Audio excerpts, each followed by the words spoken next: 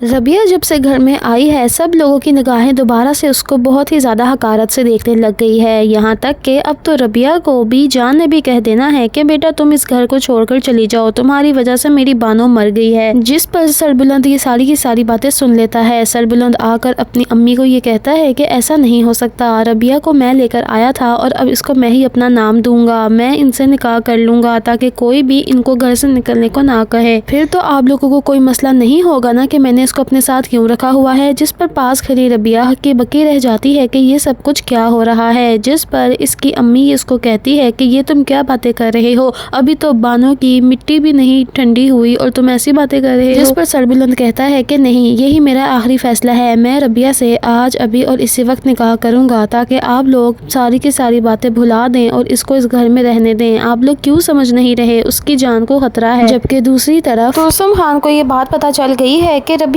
اس کے ہی بھائی کے پاس ہے۔ اب ترسم خان نے ایک بہت ہی بڑی ڈیل کر لی ہے، جب ربیہ بھاگی تھی اسی وقت اس نے یہ فیصلہ کر لیا تھا کہ اب یہی ڈیل ہوگی۔ جب ربیہ گھر چھوڑ کے بھاگ جاتی ہے تو وہاں پہ ترسم خان چلا جاتا ہے۔ ترسم جب ربیہ کو پکڑ لیتا ہے تو پھر یہ شرط رکھ لیتا ہے کہ سربلند اگر تم مجھے ربیہ دے دو گے تو میں تمہیں تمہاری بانو واپس کر دوں گا۔ سربلند خان تو حیران پریشان ہو جاتا ہے، کہتا ہے کیا بانو زندہ ہے اور وہ تمہارے پاس ہے؟ تو ترسم خان کہتا ہے کہ ہاں بالکل، جس رات بانو کو پھینک دیا گیا تھا وہ اپنی آخری سانسیں لے رہی تھی، تب میرے بندوں نے اس کو پکڑ لیا تھا کیونکہ سب جانتے ہیں کہ وہ بانو تھی۔ بانو کو بچا لیا ہے اور اب وہ بالکل ٹھیک ہے، لیکن میں تمہیں ایک ہی شرط پہ واپس کروں گا کہ تم مجھے ربیہ دے دو۔ تو ایک دم سربلند حیران ہو جاتا ہے کہ ربیہ کو تم کیسے جانتے ہو اور تمہیں کیا معلوم ہے ربیہ کے بارے میں؟ تو ترسم بتاتا ہے کہ تمہارے دوست مدثر کو مارنے والا اور کوئی نہیں بلکہ میں ہی تھا۔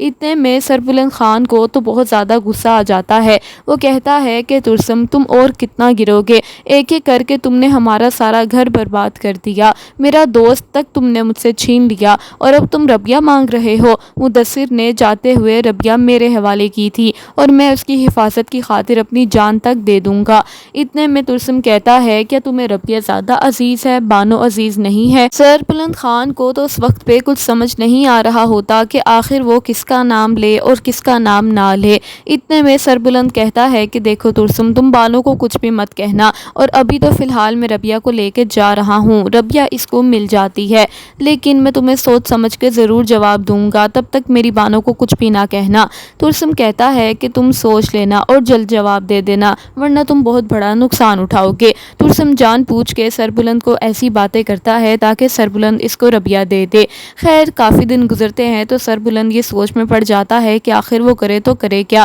کس طرح وہ ربیہ کو ترسم کے حوالے کر دے، اور ربیہ کو اگر ترسم کے حوالے کر دیا تو بعد میں اپنے دوست مدثر کو کیا منہ دکھائے گا کہ وہ اس کی بیوی کی حفاظت نہ کر پایا۔ سربلند کہتا ہے کہ بانو تو اس کی حفاظت میں ہی ہوگی، ترسم اب اتنا بھی نہیں گر سکتا کہ اپنی ہی بہن کو مار دے۔ اتنے میں سربلند کو وہم آنے لگ جاتے ہیں کہ اگر اس نے بانو کو واقعی مار دیا تو کیا ہوگا، اور اسے بانو سے بہت زیادہ محبت ہوتی ہے۔ سربلند ربیہ کو بلاتا ہے اور اسے کہتا ہے کہ آپ کو میں نے پہلے دن بھی کہا تھا کہ مجھے بتا دیں کہ کون ہے آپ کا دشمن، لیکن آپ نے مجھے نہیں بتایا، اور اب دیکھیں کتنی بڑی مشکل میں پڑ گیا ہوں، اگر تب مجھے بتا دیتی تو ترسم کو ہم ختم کر چکے ہوتے، اس کو ڈھونڈ چکے ہوتے، لیکن آپ نے یہ بات مجھ سے چھپائی۔ ربیہ کہتی ہے کہ مجھے معاف کر دے سربلند خان، کیونکہ مجھے نہیں معلوم تھا کہ ترسم آپ لوگوں کا بھی بہت بڑا دشمن ہے۔ جس کے جواب میں سربلند کہتا ہے کہ اب مجھے سمجھ نہیں آ رہی کہ میں کس طرح آپ کو اس کے حوالے کر دوں۔